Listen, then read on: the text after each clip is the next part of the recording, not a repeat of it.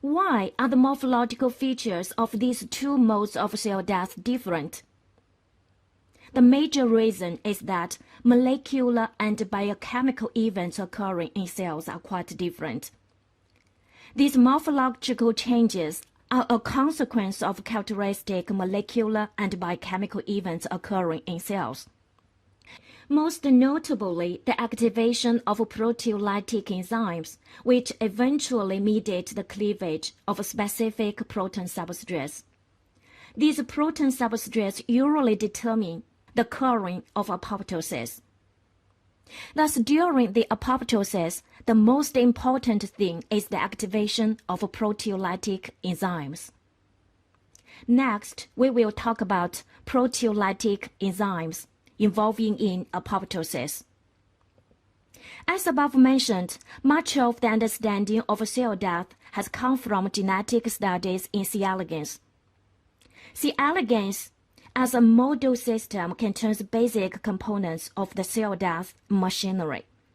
By comparing the gene maps of living cells and death cells, Robert Harvard found that the major death genes are in the CED gene family, such as CED3, CED4, and CED9, in which CED3 is an important proteolytic enzyme.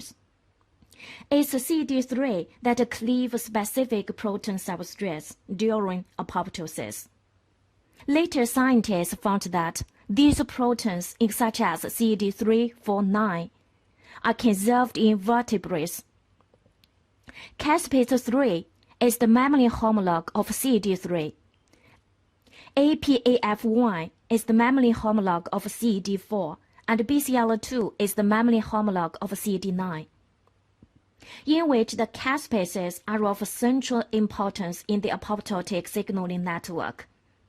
Next, let's talk about caspase family.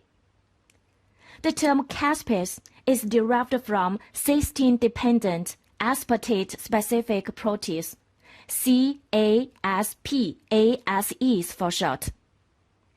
Their catalytic activity depends on a critical cysteine residue, as the caspases specifically cleave their substrate after aspartate residues. Their catalytic activity has high specificity. In the cell, caspases are synthesized as an inactive zymogen, so-called procaspases.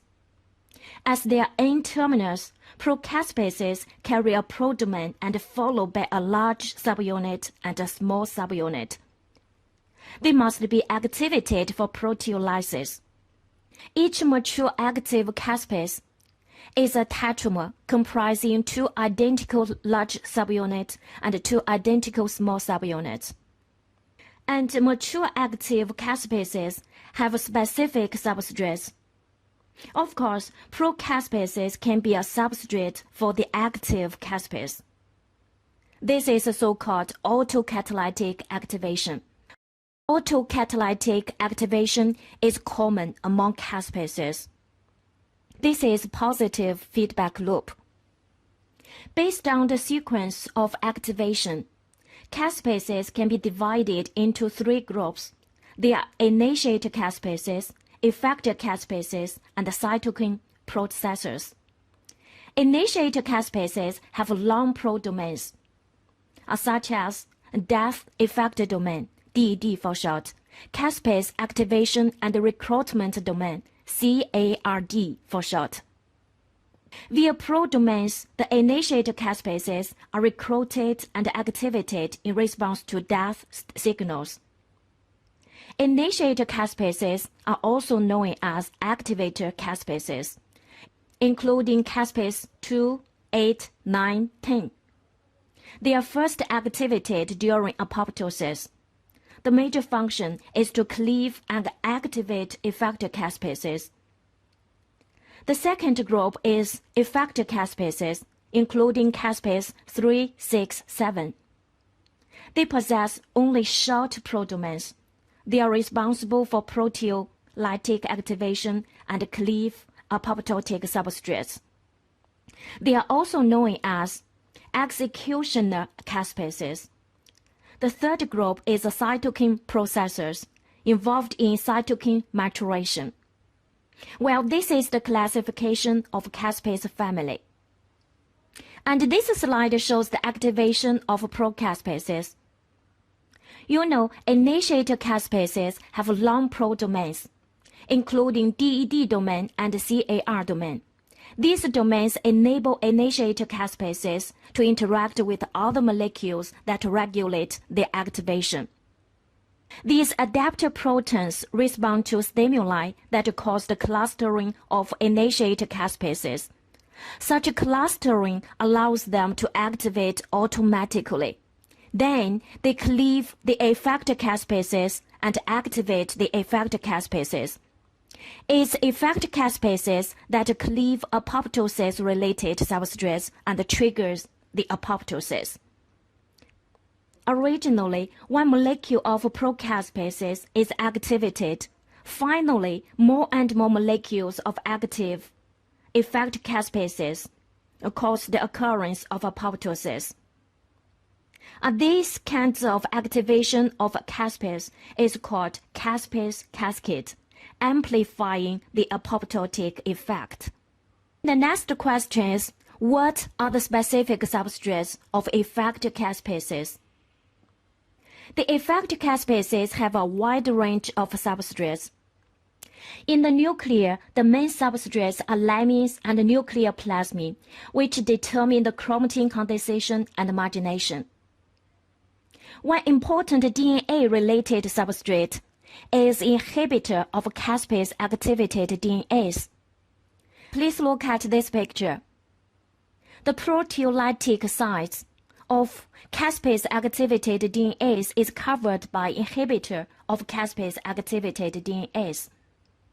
When active effector caspase 3 cleave inhibitor of caspase-activated DNAs and proteolytic sites of caspase-activated DNAs exposes. So the DNAs is activated. And active caspase-activated DNAs can cleave the DNA at internucleosomal link regions and cut the DNA into many fragments. The nucleosomal repeat length is about 200 base pair. As a result, the length of DNA fragments is a multiple of 200. After electrophoresis, DNA ladder will appear, just like this. In the cytoplasm, the main substrate is actin, which determines the cellular shrinking. Another substrate is BCL2, making BCL2 lose the anti-apoptotic function and contribute to the occurrence of apoptosis. And some substrates are protein kinases, which affect signaling transduction. Important one is ROCK1. Originally, the activation of ROCK1 depends on RAW.